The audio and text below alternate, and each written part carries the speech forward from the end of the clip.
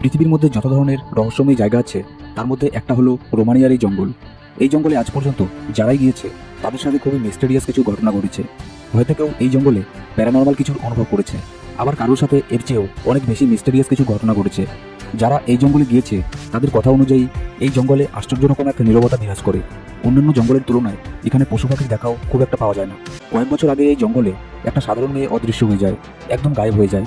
সে নিজেও জানে না কি হয়েছিল, কিন্তু মেয়েটি অদৃশ্য হওয়ার প্রায় 5 বছর পরে হঠাৎ করেই সে আবার ফিরে আসে। সে এতদিন কোথায় ছিল প্রশ্ন করা হলে মেয়েটি কিছুই বলতে পারে না।